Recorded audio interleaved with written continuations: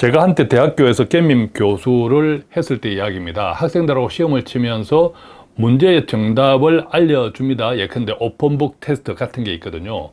그런데도 문제를 잘 못 맞추는 경우가 가끔 있습니다. 사실 그게 심리적인 문제가 크게 작용하는데 그것은 나중에 말씀드리겠고, 어쨌든 정답을 알려주었는데 맞추지 못하면 좀 그렇죠. 안타깝죠. 마찬가지입니다. 투자나 경제에서도 돈을 벌 수 있는 정답을 알려주었는데 돈을 못 번다면 그것도 좀 그렇죠. 이건 역시도 심리적인 상태가 많은 영향을 끼칩니다. 사실은 그것도 이따가 설명드리겠습니다. 어쨌든 최근 1, 2년 동안의 투자 시장의 지배자는 단연 고금리였죠. 자, 그런데 이 금리가 앞으로 4년 어떻게 움직일 것이다, 이것을 알면 어떻겠습니까? 이것은 마치 정답을 공개하는 것과 같죠.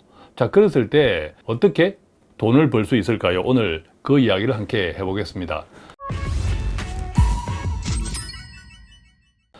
자, 지금 보시는 그림은 일반적인 경기 사이클이라고 하죠. 경제의 사국면이라고 하는데, 자, 이것은 뭐 교과서적인 이야기입니다. 문제는 여러분들이 지금 경제가 정점, 즉 호황이라고 생각합니까? 아니면 경제가 회복기라고 생각합니까? 아니면 경제가 불황기라고 생각합니까? 단순히 생각하면 미국 경제는 굉장히 좋다고 하잖아요. 반대로 한국 경제는 굉장히 좋지 않습니다. 자, 그러니까 지금 여러분들이 보고 있는 이 경제의 사국면, 회복기, 호황기, 후퇴기, 침체기, 지금 우리는 지금 어디에 와 있는지 너무 헷갈립니다. 그죠? 알 수 없습니다. 결론은 뭡니까? 이 경제 사이클 자체가 지금 왜곡되어 있다는 겁니다. 호황도 아니고 불황도 아닙니다. 자, 이런 것들을 경제학자들은 어떻게 이야기합니까? 탈세계화 현상이라고 하죠. 각자 도생의 결과. 자, 여기에다가 금리까지 문제를 일으키고 있으니까 지금 경제가 또 주식시장이, 투자시장이 엉망이 그동안 되어 있었던 거죠. 자, 마찬가지입니다. 경제에서 특히 이제 투자에서 주식과 채권 사이클도 있어요. 일반적으로 이제 주식과 채권은 반대로 움직인다. 그래서 중립형 자산들은 주식과 채권을 절반씩 섞어찌게 해놓는 경우가 많죠. 채권 주식도 마찬가지입니다. 일반적으로 금리가, 이게 금리 곡선이거든요. 이 금리가 오를 때는, 금리가 바닥을 찍고 예컨대 저금리에서 오를 때는 경제가 좋기 때문에 금리가 오르는 겁니다. 원칙적으로 경제가 좋기 때문에. 경제가 좋으니까 금리가 오른다. 자, 그러면 주식은 당연히 오르죠. 그 다음에 금리가 오르면 채권은 나쁩니다. 2022년 또 뭐 2023년도 계속 그런 현상이 지속되고 있지 않습니까? 반대로 움직이니까. 자, 그런데 지난 2022년 또 보면 금리가 계속 올랐지 않습니까? 그런데 주식이 좋았습니까? 주식도 안 좋았죠. 채권도 안 좋았죠. 자, 그러니까 지난 2022년을 보면 주식 채권이 동반 폭락했습니다. 주식 채권 사이클도 틀렸다, 맞지 않다라는 겁니다. 한마디로 어떻게 됐다고요? 주식 채권 사이클도 붕괴되었다. 자, 우리는 앞선 페이지에서 경제의 사국면 사이클도 붕괴되었다. 그죠? 지금이 어떤 국면인지 알 수가 없다. 그런데 더 구체적으로 좁혀보면 주식과 채권 사이클도 붕괴되었다.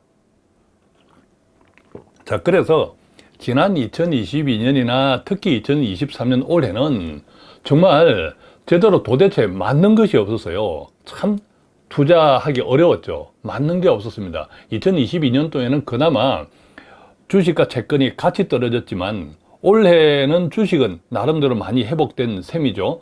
근데 주식도 가만히 들여다보면 일부 종목, 미국도 그렇고 한국도 그렇지만 일부 종목들의 매수가 편중되었습니다. 특히 한국 같으면 2차전지죠. 그죠? 그 외에 대다수 더 많은 주가들은 아직 제대로 회복되지 않습니다. 채권 시장도 마찬가지죠. 올 초에는 채권 가격이 이제 정점을 찍고 이제 오를 일만 남았다. 자, 그런데 현재까지 아니지 않습니까? 자, 그러다 보니까 이 모든 것들은 채권, 주식 시장, 주식 채권 사이클 붕괴, 그 다음에 경제 사이클도 붕괴, 그런 상태가 지금 시점입니다. 그러니까 2023년 올해는 도대체 맞는 것이 없었죠. 자, 경제의 사국면을 이렇게 설명하는 사람도 있습니다. 근데 골디락스, 이거는 모두가 좋은 거예요. 금리도 안정되었고 경제는 좋다. 그 다음에 인플레이션은 전 세계가 지금 겪고 있는 인플레이션이고, 그 그다음에 이제 스태그플레이션은 물가는 오르는데 경제는 좋지 않는 상태. 디플레이션은 물가는 떨어지는데 경제도 좋지 않은 상태. 사실은 가장 나쁜 경제가 디플레이션이거든요. 내년에 디플레이션을 조금 걱정하는 측면도 있죠. 자, 구체적으로 하나하나씩 적용해 보면요.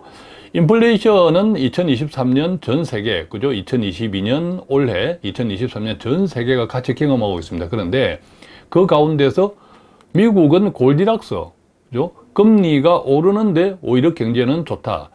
뒤집어 이야기하면 미국 경제는 금리가 상대적으로 안정돼 있다라는 겁니다. 뒤집어 이야기하면, 표현하면 그렇다라는 거죠. 금리는 올랐지만 오히려 경제는 뭐 괜찮다. 그래서 심지어 골디락스였다라는 표현도 합니다. 자, 그런데 한국은 어떻습니까? 한국은 전형적인 스태그플레이션 2023년 올해 전형적인 스태그플레이션입니다. 즉 물가는 오르는데 물가도 오르고 경제는 더 안 좋아. 그죠? 스태그플레이션 2023년 한국은 그랬다는 거죠. 자, 이건 역시도 큰 틀에서 보면 2023년, 2022년은 전 세계가 다 인플레이션이었지만 각국의 경제는 서로 다르다. 특히 미국과 한국을 비교하면 달라도 너무 다르다. 이것이 앞서 말씀드린 경제 사이클이 이제 경제 사이클 자체를 모든 경제 국가에 적용하기 힘들어졌다. 이게 탈세계와 각자 도생의 영향이기도 하죠. 자, 디플레이션 이게 가장 악성이잖아. 악성이단 말이에요. 물가도 떨어지는데 경제도 안 좋아. 이게 계속 악순환되면 일본의 잃어버린 20년, 30년 하는 것이 일본이 지난 20년 동안 월급이 안 올랐다 그럽니다. 실질 가치 기준으로. 자, 그렇게 되면 그 경제는 다시 회복되기 힘들죠. 이게 디플레이션이 가장 악성인데 이게 혹시 이제 내년 2024년에 디플레이션 가장 걱정하고 있는 거죠. 전 세계 경제, 각국의 경제 전문가들이. 자, 구체적으로 보면 OECD의 성장률 전망치 내년입니다. 내년도 성장률 전망치가 이렇게 나와 있습니다. 자, 올해 성장치 전망치와 내년도 성장률 전망치를 전 세계 평균, G20 평균, 그 다음에 주요 각국의 나라들의 평균을 이렇게 정해 놓았는데, 예측해 놓았는데, 자, 내용을 좀 구체적으로 보면요. 일본, 한국을 제외한 일본, 미국, 중국, 전 세계 G20 전부 다 2023년에 비하면 2024년도 내년 경제 전망이 다 떨어집니다. 그죠? 일본은 올해 1.8에서 1.0, 미국은 올해 2.2에서 1.3, 또 중국도 떨어졌죠? 전 세계 평균은 3.0, 올해 3.0에서 2.7, 그 다음에 G20만 하더라도 올해 3.1에서 2.7 이렇게 떨어진다고 나옵니다. 내년 전망 OECD에서. 그런데 유독 한국은 올해 아주 엉망이었죠. 스태그플레이션 1.5 정도의 경제 성장률을 OECD가 마감할 것이다 라고 예상하는데 내년에는 2.1, 내년에는 2.1입니다. 그래서 세계 주요국에 비해서 한국 경제는 유독 내년이 괜찮다. 자, 이런 전망치를 OECD는 발표했습니다. 자, 그런데 이것을 조금 구체적으로 정리해 보면 이렇습니다. 2024년, 그러니까 내년이죠. 내년 한국의 성장률 OECD 추정치는 전 세계 및 G20 평균보다는 낮습니다. 예컨대 전 세계 G20은 보면 내년에 2.7, 2.7이죠. 근데 한국은 2.1이죠. 그렇지만 앞서 말씀드렸듯이 다른 주요국 뿐만 아니라 전 세계 G20 평균보다 유일하게 내년에는 성장하는 국가가 바로 한국입니다. 자, 이것을 어떻게 해석해야 할까요? 저는 한 두 가지 측면인데 첫 번째는 반도체 경기가 올해는 완전 바닥이었죠. 이 반도체 경기가 올해보다는 내년이 좋지 않을까 이런 효과가 있고 예컨대 반도체는 한국 경제에 엄청난 비중을 차지하고 있죠. 이게 바닥을 쳤고 내년에는 올해보다는 좀 나을 거다. 그렇다고 아주 뭐 좋겠다 이런 뜻보다는 자, 그렇기 때문에 그만큼의 플러스 효과가 있는 것이고 가장 중요한 것은 저는 2023년 올해 워낙 한국이 스태그플레이션으로 죽을 썼기 때문에 올해의 기저효과라고 생각합니다. 자, 절대적으로 그래서 2023년 한국 경제가 내년에 2.1% 경제 성장을 한다. 이것은 기뻐할 일은 아니다. 안심할 일은 아니다. 왜냐하면 지금 한국은 미국처럼 고도로 성숙한 국가가 아니거든요. 고도로 성숙한 국가가 아닌데 올해 1.5도 참 안타까운데 내년에 기껏 2.1 정도의 성장이라고 하는 것은 매우 불안한 정도의 성적표죠. 다만 다른 나라들보다는 그래도 성장했다. 이것은 2023년 올해 기저효과로 보는 것이 좋다. 반도체 경기가 올해 죽을 썼기 때문에 내년에는 올해보다는 조금 나을 거다. 이 정도다라고 생각하는 거죠. 자, 그랬을 때 결과적으로 전 세계가 내년에는 전반적인 경기 침체, 불안한 2024년이 예고되어 있다. 자, 이렇게 예상할 수 있겠죠. 이것도 큰 틀에서 보면 정답을 어느 정도 알려주는 그 가운데 하나다라는 거죠. 그런데 더 확실한 것은 딱 하나 있습니다.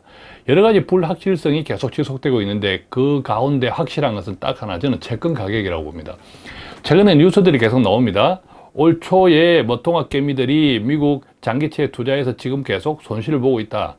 자, 그건 별로 중요하지 않습니다. 왜냐하면 이 돈이라는 것이 오늘 넣어서 내일 빼려고 투자하는 것은 아니지 않습니까? 투자라고 하는 것은 어느 정도 여윳돈을 가지고 최소한 그래도 뭐 1, 2년, 2, 3년은 가지고 있겠다라고 할 때 그게 이제 진정한 투자라고 생각하면 그 가운데서 보면 확실한 것은 딱 하나 있어요. 채권 가격. 아까 말씀드렸죠? 뭐 경기 사이클도 붕괴됐고 또 주식 채권 사이클도 붕괴됐고 올해는 뭐 제대로 돌아가는 게 없어. 이럴 정도인데 조금 전에 우리가 2023년 경제 전망치도 보았지 않습니까? 그런데 그 가운데서 딱 확실한 것이 하나 있다면 채권 가격이라는 거죠. 자, 대표적인 미국의 장기채 ETF죠. TLT입니다. TLT의 지난 20년 보겠습니다. 지난 20년 그래프가 이래요. 지금 여기에 있거든요. TLT 하나당 90달러 정도 합니다. 어제 종가 기준입니다. 자, 2020년 최고치를 찍었을 때가 2020년입니다. 자, 이때 꼭대기죠. 자, 여기에서 그냥 수직으로 떨어졌습니다. 지난 20년으로 보면. 자, 이것을 좁혀서 한 5년 정도로 보겠습니다. 지난 5년 정도 곡선으로 보면, 자, 여기가 2020년 또 TLT 가격이 가장 높았을 때입니다. 이때가. 자, 이때부터 그냥 확, 그죠? 꺾였습니다. 자, 그러니까 지금 5년을 보든 지난 20년을 보든 확실한 것. 채권 가격은 거의 바닥 수준이다. 자, 오른쪽에 보십시오. 채권 가격이 자, 이 바닥 수준에서 오르락 내리락 하고 있습니다. 한마디로 개걸음, 횡보를 하고 있죠.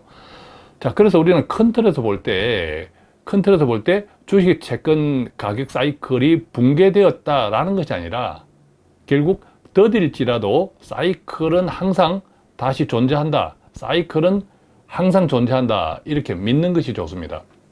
또 항상 그렇게 돌아갑니다. 다만 그 시차는 있죠. 항상 똑같은 시차로 움직이지는 않는다. 이 정도를 가지고 있으면 좋겠습니다.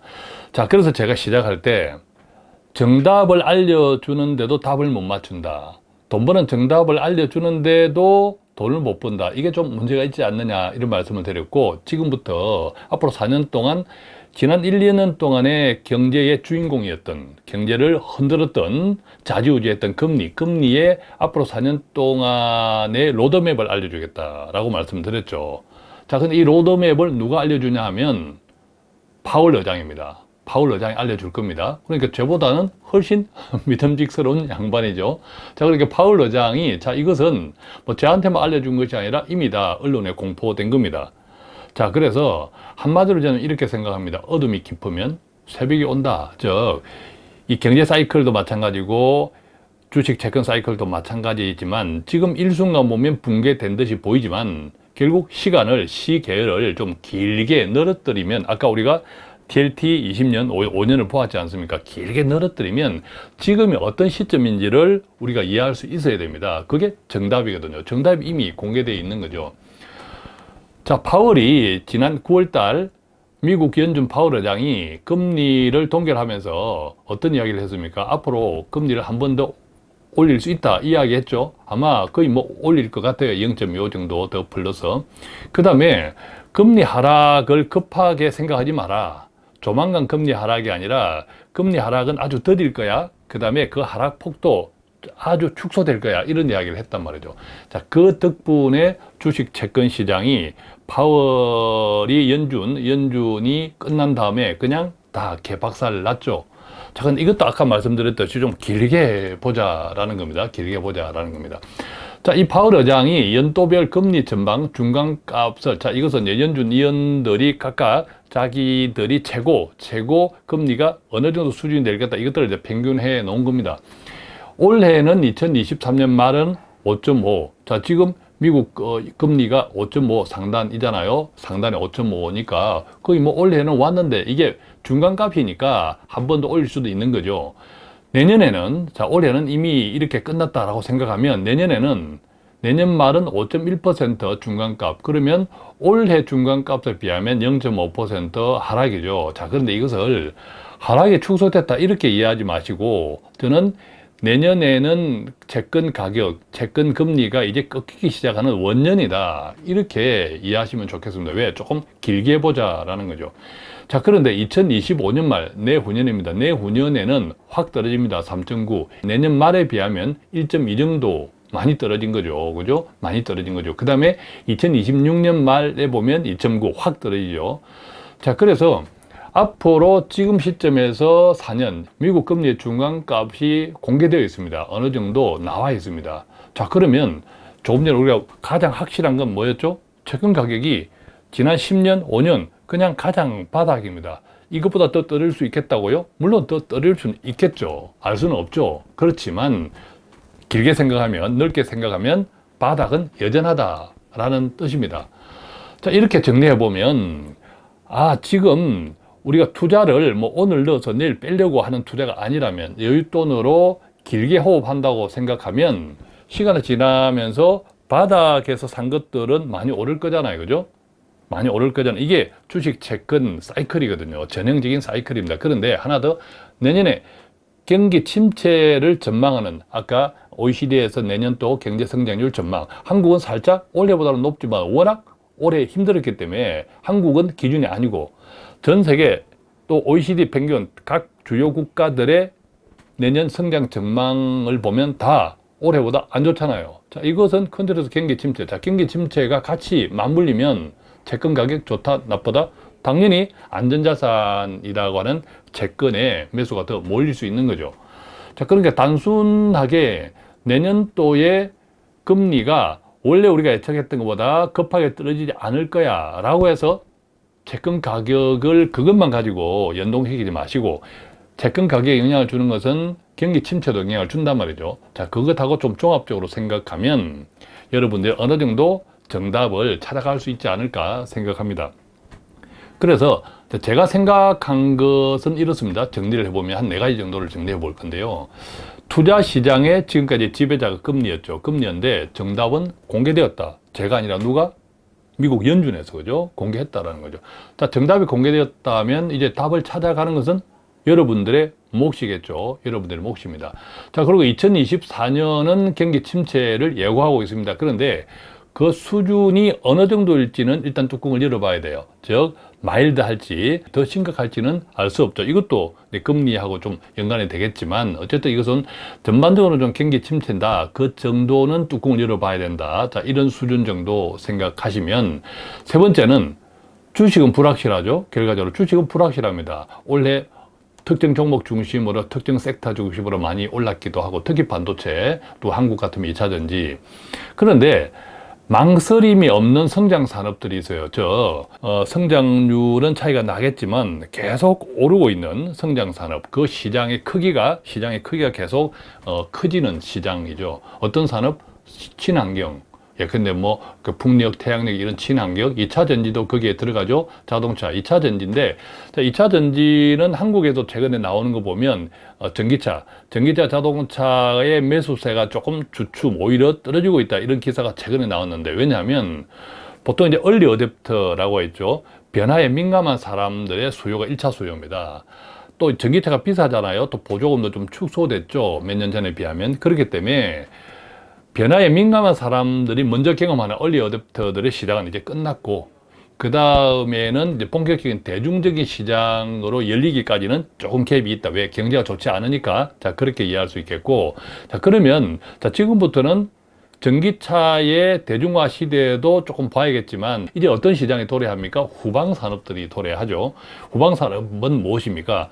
충전기 시장이라든지 또 폐배터리 재생 리사이클 이런 시장이라, 이런 것도 조금 시차는 있겠지만 좀 관심을 가져보면 좋겠고, 그 다음에 의료바이오, 우리 한국만 하더라도 연쇄세브란스에서 중입자, 자, 그것을 12번 중입자 치료를 하고 암 종양이 없어졌다 이런 뉴스도 있지 않습니까? 그래서 저출산 고령화가 우리나라 현상은 가장 심하고 전 세계에 비슷한 현상이기 때문에 결국 돈은 있고 오래 살고자 하는 사람들의 욕망 어려봐요.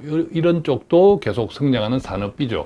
이런 것들로 잘 포트폴리오를 좀 눈여겨 보시면 좋겠고, 자, 결론적으로 네 번째입니다. 확실한 메시지. 이게 이제 오늘의 핵심 메시지인데, 금리는 떨어질 것이라는 거죠. 그죠? 금리는 떨어질 것. 이게 확실한 메시지입니다. 그리고 아까 우리가 보았지만 채권 가격은 역대급 바닥이다.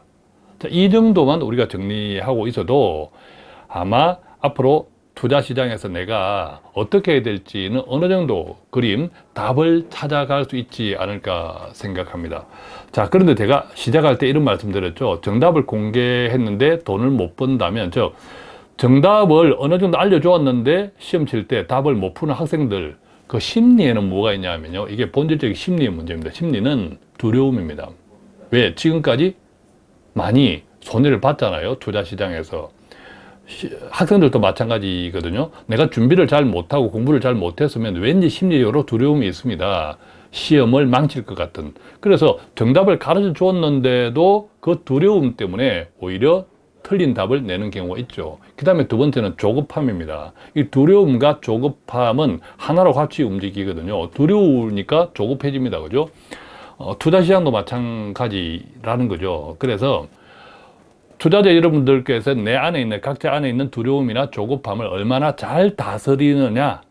자, 그 여부에 따라서 여러분들이 정답을 찾을 수 있을 것인지 없을 것인지가 결론이 나지 않을까 싶고, 어쨌든 오늘 함께 나눴던 내용도 여러분들 안에 있는 두려움, 여러분들 안에 있는 조급함을 조금 해소하고 정말 투자의 정답을 찾아가는데 조금이라도 유익하고 도움이 되는 내용이었으면 좋겠습니다. 고맙습니다.